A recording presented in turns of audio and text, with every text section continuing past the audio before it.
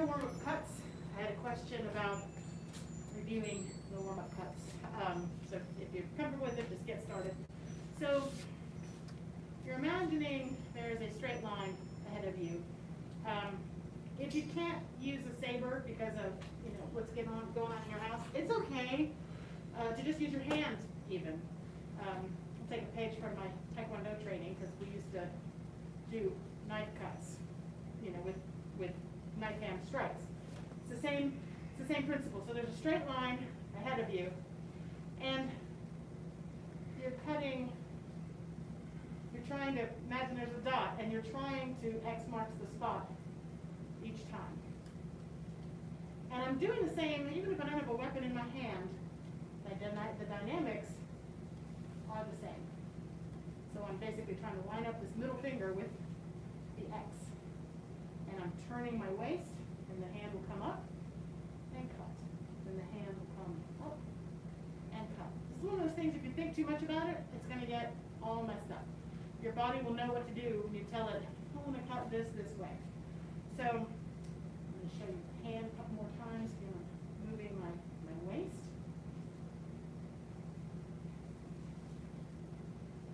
And again, my hand is obviously not open, but the dynamics are very similar. And same direction. Up. Coming up would be a little weirder. Don't usually strike this way, but it still works. Basically drawing a figure 8 with the pinky side of my hand this time. It's a paint stirring stick at home. Paint stirring stick, I've heard ruler, paint stirring stick, yep. When doing the actual form, if you don't have space, sometimes it's easier to just hold your thumb out, like your invisible knife. We'll do that even here in the class when we were doing double sabers in advanced black sash. You don't have room, so you can, it kind of mimics this grip, basically. So that's another thing that you can do. You can air cut. And then I had another question about how to do this finger thumb grip. It wasn't working, so you gotta just practice it.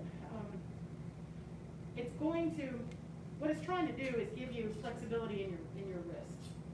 Because if I try to keep a grip on this and do this, it brings my shoulder up, it cramps up my forearm, I don't have the same kind of control, I don't have the speed, it's like I'm in my own way. So just practice, if you don't have room inside, practice outside so that you don't hurt yourself or furniture or ceiling fans.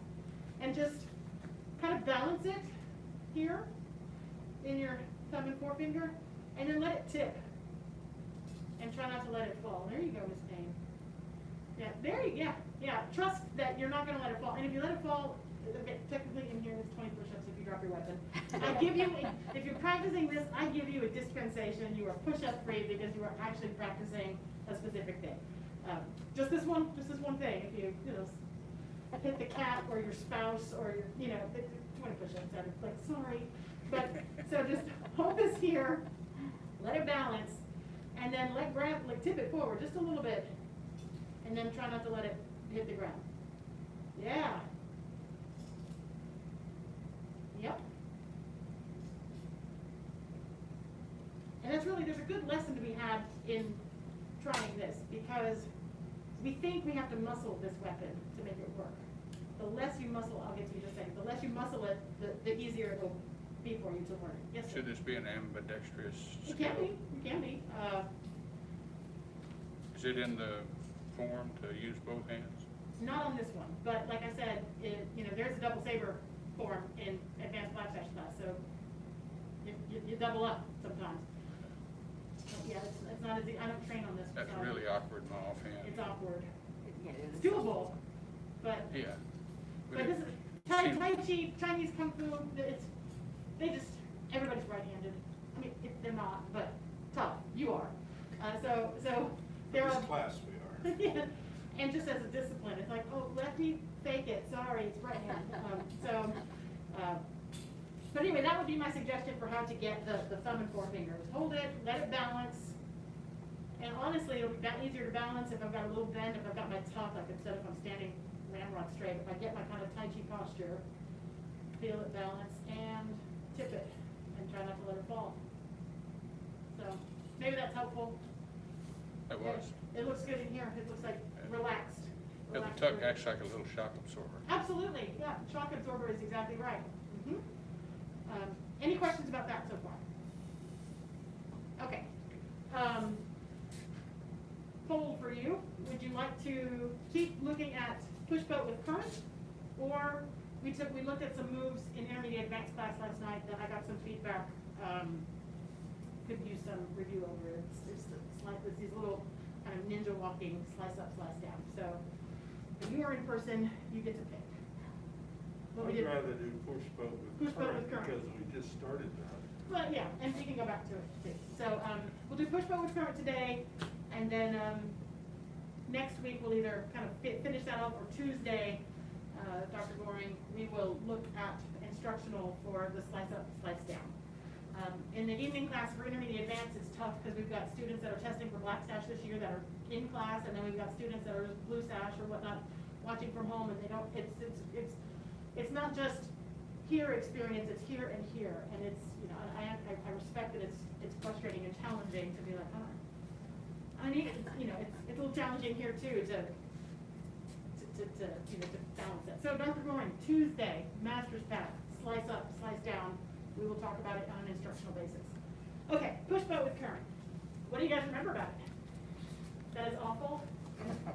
No, it's not all, Yeah. it's pretty cool. Yeah, once So- you get it. What we're gonna do is I'm gonna get on that side of you guys. So it's gonna be weird, but you guys come up here and I'll be back here because I think it's harder to get started with your back to me. So we've done a turnaround over the head hidden knife. So we're gonna have our right foot forward and kind of in a brushy push sort of. And we are gonna follow through. And then we're going to step to even facing the office. Everybody good on that? And we're going to brace our wrist, and we're going to step right, left, and right with the bamboo step. Uh-huh. Good, reset, let's do that again.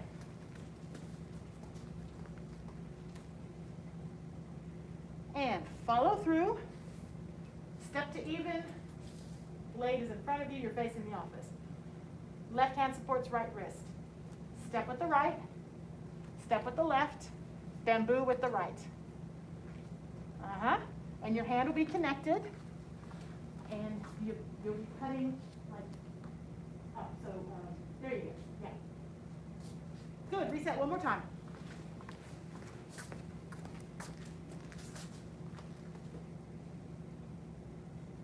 Follow through. Step to even. Support the wrist. Step with the right. Step with the left. Bamboo with the right. From here, you're going to step back with the right, and the blade will come up, and your arms will open. Uh-huh. Now, step with the left. Step with the right. Bamboo with the left. Yep. Yep. Hang in there. Start from the beginning. Follow through. Step to even. Remember, you can watch me. I'm not behind you this time. Now, right, left, bamboo. Excellent. Now you're going to step back with the right, and you're going to open the blade. Yes, perfect. Now, step with the left, step with the right, and the blade swings down behind you. Bamboo with the left. Yeah. Again, from the beginning. Good job. Follow through. Step to even. Step right. Step left. Bamboo. Uh-huh. Step right. Open. Step left. Right. Bamboo.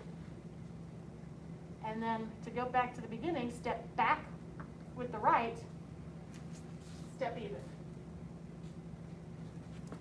Yeah. It'll be blade facing the chairs. Yep. One more time, and then we'll have to bow out, but this looks good.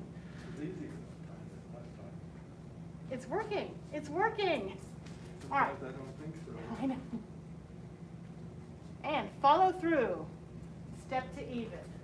Support the wrist. Step right. Left. Bamboo. Step back. Right. Now step left. Right.